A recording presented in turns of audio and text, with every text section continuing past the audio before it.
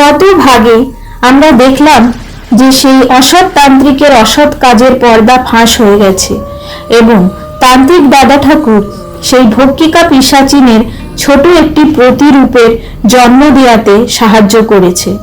সেই ভক্ষিকা পিশাচিনের ছোট প্রতিরূপকে তান্ত্রিক দাদা ঠাকুর সেই ভক্ষিকা পিশাচিনের কবরে নিয়ে গিয়ে তাকে তার মধ্যে মিলিত করে দেয়। এই সব হওয়ার পর তান্ত্রিক দাদা ঠাকুর আবার নিজের বাড়িতে যায় এবং সেখানে থাকা সেই অসৎ তান্ত্রিককে বলে, দেখ দুষ্ট তান্ত্রিক, যদি নিজের প্রাণের রক্ষা করতে চাস তাহলে এই সব কোনো কথাই গিয়ে সে মুখিয়াকে বলবি না, যা বলবি এর উল্টোটা বলবি, নয়তো ভক্ষিকা পিশাচিন তোর প্রাণ নিয়ে নেবে। ভক্ষিকা পিশাচিন আর আমার মধ্যে যা কথা হয়েছে তার অনুযায়ী কিছুদিনের মধ্যেই সেই মায়াবী তালপত্র এই পৃথিবীতে আসতে চলেছে। এই সব কথা কিছুতেই যেন গ্রামের মুখিয়া জানতে না পারে। জানলে ভক্ষিকা পিশাচিন তোর প্রাণ আর রাখবে না, তোকে আর কেউ বাঁচাতে পারবে না। ভক্ষিকা পিশাচিন তোকে একদম শেষ করে দেবে। যদি নিজের চোখ আবার ফেরত পেতে চাস তাহলে পরের অমাবস্যা পর্যন্ত অপেক্ষা কর। তান্ত্রিক দাদা ঠাকুর ঠিক এইভাবে সেই দুষ্ট তান্ত্রিককে বুঝিয়ে চলেছিল যাতে সে কোনো কথাই মুখিয়ার কাছে ফাঁস না করে ফেলে। সেই দুষ্ট তান্ত্রিক কোনো উপায় না পেয়ে তান্ত্রিক দাদা ঠাকুরের কথা শুনছিল। তান্ত্রিক দাদা ঠাকুরের কথা শুনে সেই অসৎ তান্ত্রিক বলল, ঠিক আছে দাদা ঠাকুর, আপনি যা বলবেন আমি তাই করব, কিন্তু গ্রামের মুখিয়া যদি আমাকে জিজ্ঞেস করে যে এসব কি করে হলো আর আমি সেই কবরের ওপর লেখা লিপিটা পড়তে পারলাম কি না আর তাতে কি লেখা ছিল তার উত্তর আমি কি দেব? দাদা ঠাকুর, আমি কি দেব? আমার সাহায্য করুন, আমি কিছুই বুঝতে পারছি না। তখন দাদা ঠাকুর বলে উঠলেন, ঠিক আছে ঠিক আছে, তুই নয় গিয়ে বলবি যে সেই কবরের ওপরে লেখা ছিল যে সেই প্রেত আত্মা তালপত্র পেতে এখন আরো কিছুদিন অপেক্ষা করতে হবে, আর তুই যেই ভক্ষিকা পিশাচিনের সাথে কথা বলতে গেছিস তখন সে তোর চোখ দুটো উপড়ে নিয়েছে, এই বললে তোর প্রাণ বাঁচবে। চল এখন আমি তোকে সেখানে দিয়ে আসি। এই বলে তান্ত্রিক দাদা ঠাকুর সেই তান্ত্রিককে নিয়ে মুখিয়ার ঘরের দিকে রওনা হলো। অন্যদিকে সত্যনপল্লী গ্রামের এই যে অদ্ভুত প্রথা চলে আসছিল যে অমাবস্যার দিন এবং তার পর দিনের মতন গ্রামে কেউ আসতে পারত না এবং গ্রাম থেকে বাইরে কেউ যেতে পারত না, এই প্রথা বহু বছর ধরে চলে আসছিল। কিন্তু গ্রামের এক ব্যক্তি যার নাম সোমাইয়া সেই প্রথার জন্য খুব বিপদে পড়ে গেল। অমাবস্যার পরের দিন সে গ্রামে ঢোকার চেষ্টা করছিল, কিন্তু এই প্রথার জন্য সে গ্রামে ঢুকতে পারছিল না। কাজেই সে গ্রামের বাইরে একটা গাছের তলায় বসে অপেক্ষা করতে লাগলো। কিন্তু এইভাবে সারাটা দিন বসে থাকলে তার সময় নষ্ট হচ্ছিল। সে তখন বসে বসে ভাবতে লাগলো, এই গ্রামে এই অদ্ভুত প্রথার জন্য আমার ব্যবসা তো লাটেই উঠছে, না তো কিছু কিনতে পারছি না বিক্রি করতে পারছি। এইভাবে যদি দিনগুলো নষ্ট হয় তাহলে আমার ব্যবসায় অনেক লোকসান হয়ে যাবে। যে প্রত্যেক অমাবস্যায় এই একই মুশকিল হয়, কি যে করি বুঝতে পারছি না। আজ অমাবস্যার পরের দিন, আজকে গ্রামের ভেতর যাওয়ার চেষ্টা তো করি। সোমাইয়া সেই গাছের তলায় বসে এইসবই ভাবছিল।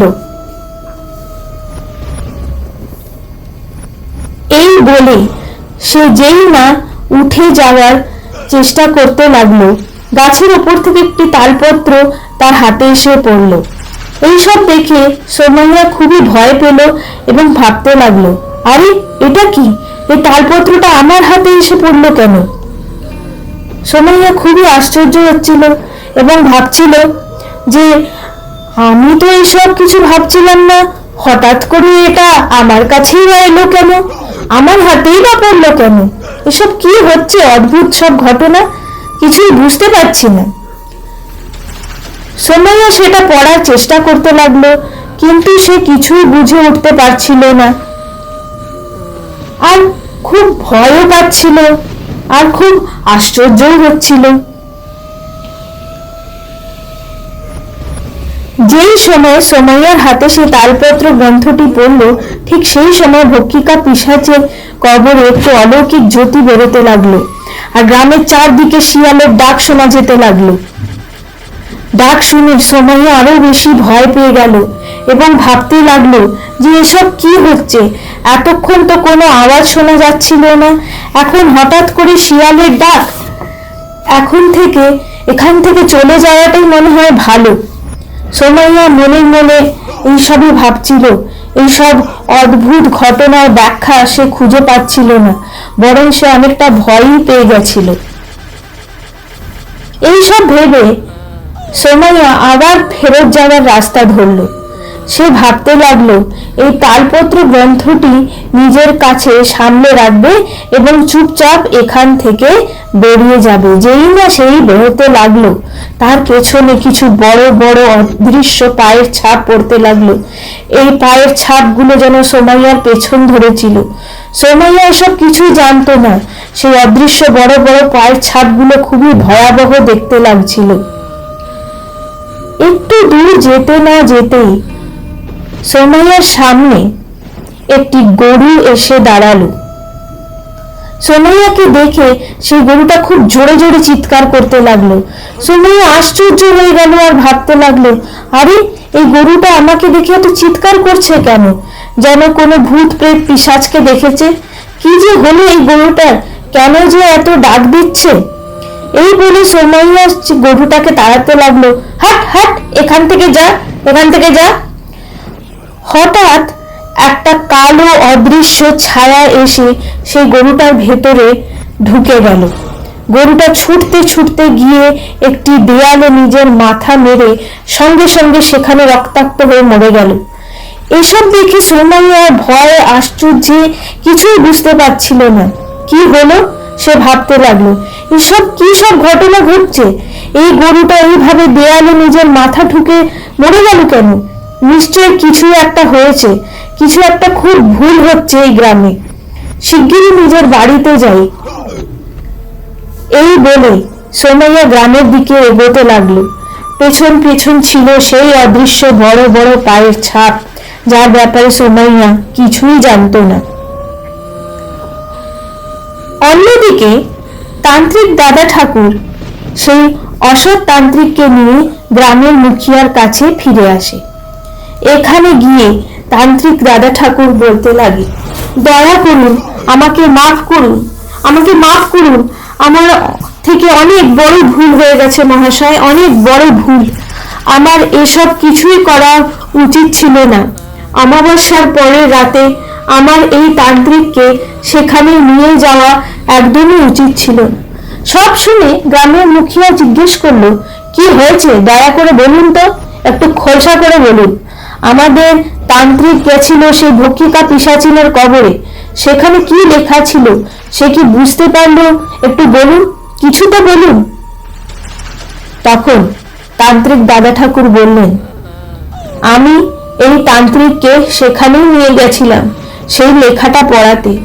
তান্ত্রিক সেটা পড়েও ফেলেছিল এবং সে খুব খুশি হচ্ছিল। ঠিক সেই সময় ভক্ষিকা পিশাচিনের কবর থেকে দুটো কাটা হাত এসে সেই তান্ত্রিকের চোখ দুটো উপড়ে নেয় এবং তার জিভও কেটে নেয়।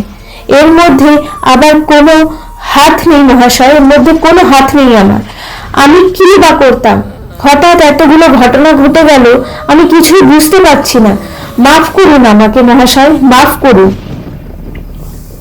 তান্ত্রিক দাদা ঠাকুর ঠিক এইভাবে মুখিয়াকে এইসব কথা বলে চলেছিল, আর মুখিয়া ভয়ে আশ্চর্যে এইসব কথা শুনছিল।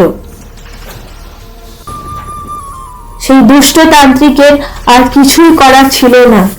সে চুপচাপ সেখানে দাঁড়িয়ে সব কিছু দেখছিল।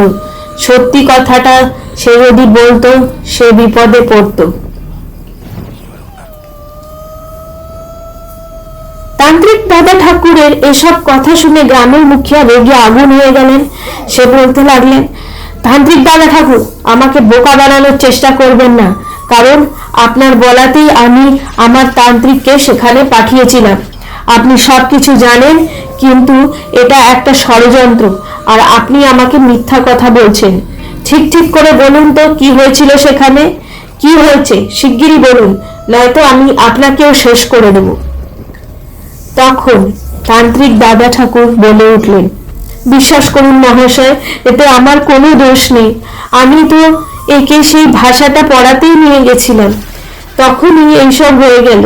কিন্তু হ্যাঁ, আমি একটা কথা সত্যি বলছি, এই সব হওয়ার আগে এই তান্ত্রিক আমাকে বলেছিল যে সেই কবরে লেখা ছিল, তাতে লেখা ছিল যে খুব শিগগিরই সেই প্রেত আত্মা তালপত্র আমাদের কাছে আসছে অমাবস্যায় ভক্ষিকা পিশাচিন এই তান্ত্রিকের চোখ আর জিভ ফেরত দিয়ে দেবে।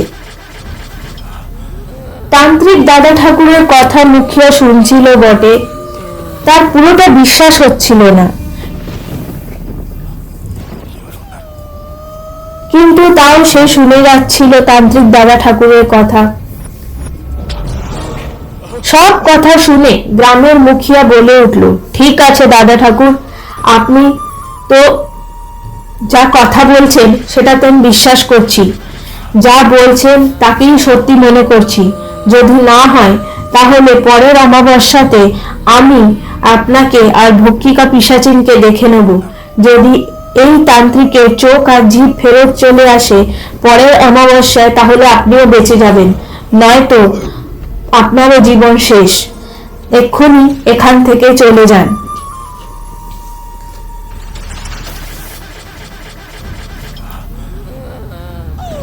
এই কথা শুনে তান্ত্রিক দাদা ঠাকুর চলে গেলেন।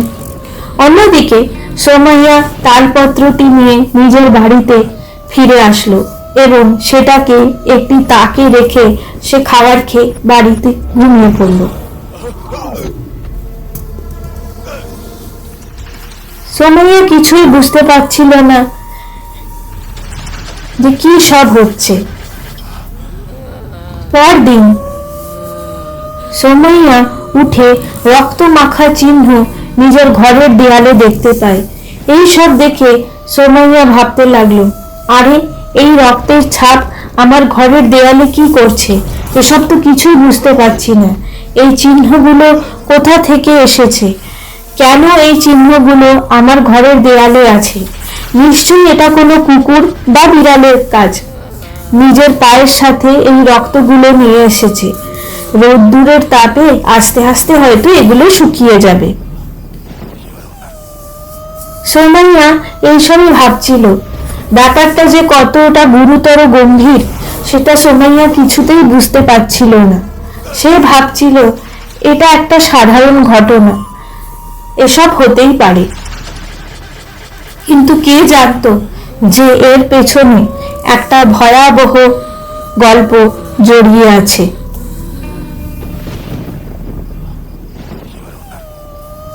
এই বলে সোমাইয়া আবার নিজের ঘরে ফেরত আসে।